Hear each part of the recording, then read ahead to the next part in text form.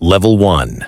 The order. It's 4:47 hours in the afternoon. The kitchen is quiet. The fluorescent lights hum above you. That flat, tired hum you stopped noticing after the first year. On the stainless steel counter in front of you sits a cheeseburger, medium rare, extra pickles, no onions, a side of fries, a chocolate milkshake in a plastic cup, because they don't allow glass in this building, a slice of apple pie.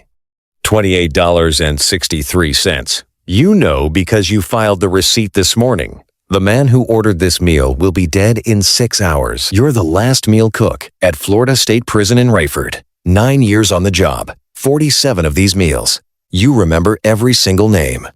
Here's something most Americans don't know. Since 1976, the United States has executed over 1,600 people. Florida sits near the top of that list. And the state caps the final meal budget at $40. No alcohol, no specialty ingredients. Nothing that takes more than an hour to make. Somebody has to cook it. Tonight, that somebody is you. Level 2. The hire. You didn't apply for this job. Nobody applies for this job. You were a line cook at a diner off Highway 301. 12 years there, the tiles behind the grill were stained with grease. You stopped trying to clean. The tips were fine on weekends, bad on weekdays, and your back hurt every night by 8. Then the prison posted an opening. Food services, better pay, state benefits, pension in 20 years. You needed all of it. Your wife was pregnant with your second kid. The diner was cutting your hours. The math was simple. You took the job thinking you'd be cooking breakfast for correctional officers. 2,000 meals a day on steam tables. Institutional food. The kind of work that makes you tired, but not sad. 6 months in, your supervisor pulled you aside. The man who handled special meals was retiring. You'd been reliable. You followed recipes. You didn't ask questions. Would you be interested in moving up? You said yes, before you knew what special meals meant. That was your first mistake.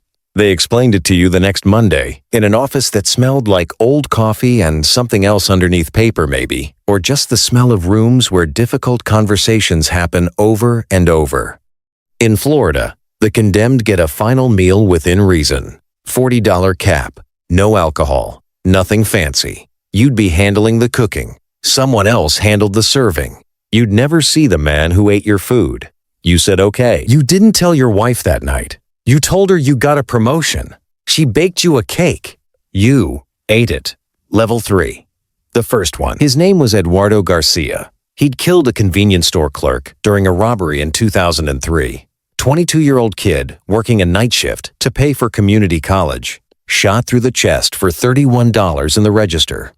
Eduardo was 41 years old the day you cooked for him. He ordered 2 cheese enchiladas with red sauce, refried beans, Spanish rice, a can of Coca-Cola, and a slice of tres leches cake. You cooked it the way your grandmother taught you back in El Paso, before you moved east for a girl who later became your wife. The enchiladas took longer than they should have, because your hands were shaking. You kept thinking about one word. Last. Not last meal, just last. The last time this man would eat beans. The last time anyone would cook for him. The last time a kitchen would warm his food. You plated it carefully. Arranged the rice so it didn't touch the enchiladas. Your grandmother always did that. She said food needed room to breathe. You garnished the cake with a single mint leaf from the herb garden outside the mess hall. Put it on the tray. Handed it through the pass-through window to the officer who would carry it to him. You didn't eat dinner that night. You drove home and sat in your truck in the driveway for 40 minutes. Your wife came out eventually, asked if you were okay. You said you'd had a long day. She believed you. At 6:18 hours, Eduardo Garcia was pronounced dead. At 6:19 hours, you were washing dishes. You didn't know it yet, but something in you had already changed. Level 4. The rhythm. Numbers 2 through 10 blend together. You learn the rhythm. The warden sends the meal request down 3 days before. You prep the ingredient list. You submit it for approval. You shop the day before. You cook day of, starting at 3 in the afternoon sharp. The meal needs to be served by 5. The execution happens at 6. You learn things you didn't expect to learn.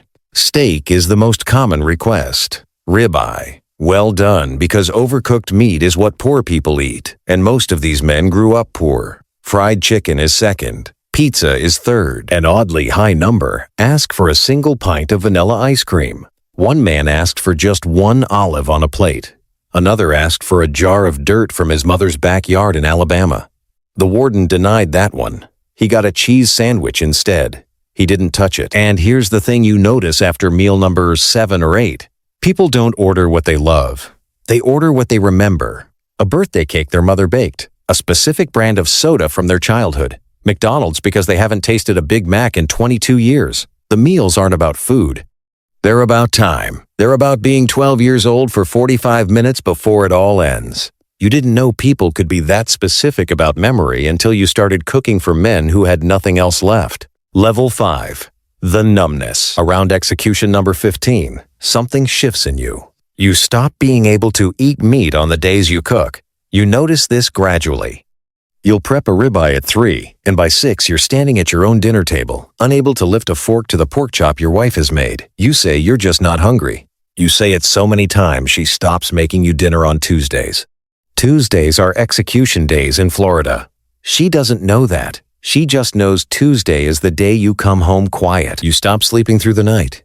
You start waking up at 3:14 a.m. Always that exact time. You don't know why. And lying in the dark, counting the meals you've cooked, counting the names you remember, counting the receipts you filed. $40 per meal, 47 meals, $1,880 of taxpayer money spent on food for men whose last sensation on this earth was, in some small part, whatever you cooked for them. You think about that number while your wife sleeps next to you. You think about it a lot. Level 6. The other side. The prison doesn't encourage reading the case files, but the warden's office keeps them in the same hallway as the kitchen manager's office. You walk past that door every day. One afternoon, you go in. The files are thick. Police reports, crime scene photos that you are not ready for, victim statements. You read for 3 hours, and you don't remember anyone calling your name, though someone probably did. You find out that the man whose last meal you'll cook next week beat a 67-year-old grandmother to death with a tire iron in the parking lot of a grocery store, $11 in her purse. Her name was Margaret Hughes, Sunday school teacher for 31 years, 4 grandchildren, a husband of 44 years who has not spoken publicly since the day she died. You put the file back. You walk to the kitchen. You start chopping onions for tomorrow's cornbread. You feel nothing, and feeling nothing scares you more than anything you've ever felt in your life. The next morning, you read another file. Then another. You learn names you wish you didn't know. Kids, clerks, delivery drivers, a 19-year-old waitress on her first shift, a father of 3, a woman 3 months pregnant, 47 meals. At least 47 people on the other side of those meals who never got to order a last dinner, who didn't know their last dinner was their last. So you start keeping a notebook. Not the killers' names, the victims. You write them down one by one. Margaret Hughes, Daniel Ortiz, Susan Chen, Robert Whitaker. You keep the notebook in the bottom drawer of your desk at home, under tax returns nobody ever looks at. Nobody knows you keep it. Nobody needs to. Level 7. The break. Number 32 is the one that breaks you.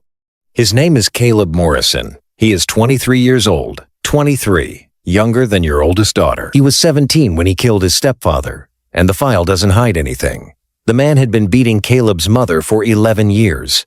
Hospital records going back to 2009. Police reports. 3 prior restraining orders that were never enforced because the small-town sheriff went fishing with the stepfather on weekends. Caleb came home from school one day, saw fresh bruises on his mother's face, walked to the hall closet, pulled out a shotgun, and ended it. The jury said it was premeditated because he walked to the closet. The judge gave him death. The appeals ran out faster than anyone expected. This is the case that doesn't fit the notebook. He orders a peanut butter and jelly sandwich on white bread, a glass of cold milk, 3 Oreo cookies, nothing else. You stand at the counter and you make it. 8 minutes.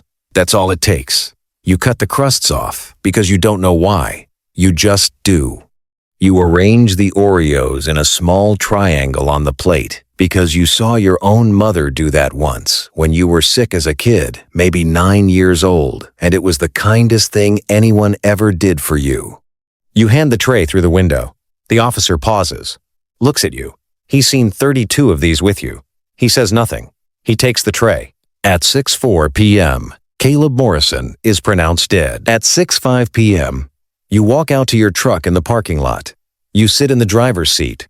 You put your hands on the steering wheel. And for the first time since you were 8 years old, you cry like something inside you has torn and will not close again.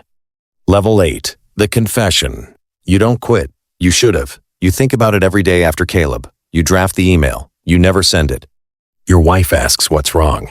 And this time, for the first time in 9 years, you tell her everything. The cheeseburgers, the enchiladas, the olive on an empty plate, the notebook. Caleb. She listens without interrupting for 45 minutes. When you finish, she doesn't tell you to quit. She doesn't tell you it's okay. She doesn't cry, which surprises you. She just takes your hand, holds it for a long time. And then, she says something you will carry for the rest of your life. Someone has to do it, and at least the ones you cook for eat, like someone cared. You don't know if that's true, but you keep going. That night you sleep for 6 hours straight, first time in 2 years. Level 9. The ritual. After Caleb, you develop small rituals. Nobody taught you these. You made them up. You learn their full name before you cook, not just what's on the request form. The middle name, the hometown, the age they were when they did the thing that brought them here. You say it out loud once, quietly, while you're prepping. Not a prayer, not forgiveness, just an acknowledgement. A small record that a human being is making this food for another human being. And then you say Margaret Hughes's name too, and Daniel's, and Susan's, and all the others from the notebook. Because they don't get a last meal, somebody should say their name in a kitchen. You start garnishing every plate with something small. A sprig of parsley, a slice of lemon, a single strawberry split down the middle like a little red heart. Something that says the cook, whoever he was, did not hate the man on the other end of this meal. Nobody notices. The officers don't comment. The inmates can't thank you. But you know. And some nights, that's enough to sleep on. Level 10. The handoff. 47 meals in. You're 49 years old. Your hair is mostly gray now. Went gray fast. Sometime between meals 20 and 30. Your barber pointed it out, and you just nodded. Your hands have arthritis from years of knife work in cold kitchens. You have 2 adult children who don't know what their father actually does for a living. They think you're a cook at the prison. That's technically true. There's a younger guy now. 26. Just hired for General Food Services last spring. Reminds you of yourself at that age. Reliable. Quiet. Doesn't ask questions. Your supervisor pulled you aside last week. Said you'd be retiring in 3 years. Said they'd need to train someone. Asked if you had any recommendations. You said his name without thinking. You went home that night and sat on your porch and drank a beer you didn't want. You thought about Eduardo Garcia, the enchiladas, the shaking hands, the 40 minutes in the driveway. You thought about the young guy you'd just recommended, how he'd cook his first meal maybe a year from now, how he'd drive home after, how he'd sit in his own driveway, how his wife would come out eventually, ask if he was okay, how he'd say he'd had a long day, how she'd believe him. And somewhere in a room down the hallway from your kitchen, another meal request is already being written on a yellow form. A steak, a cheeseburger, a peanut butter sandwich. The name on the form doesn't matter yet. It will in 3 days. The notebook in your drawer has room for more names. It always does. You stand up. You go inside.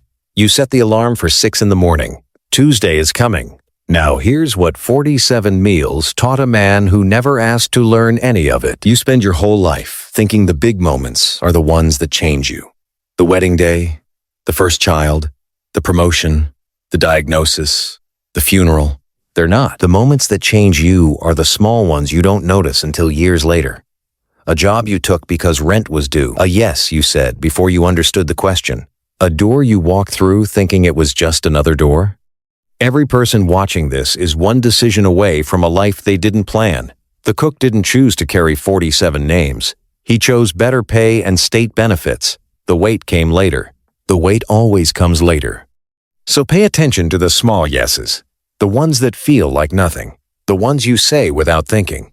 Because somewhere, in a quiet kitchen, A man is plating a cheeseburger with a single strawberry on the side.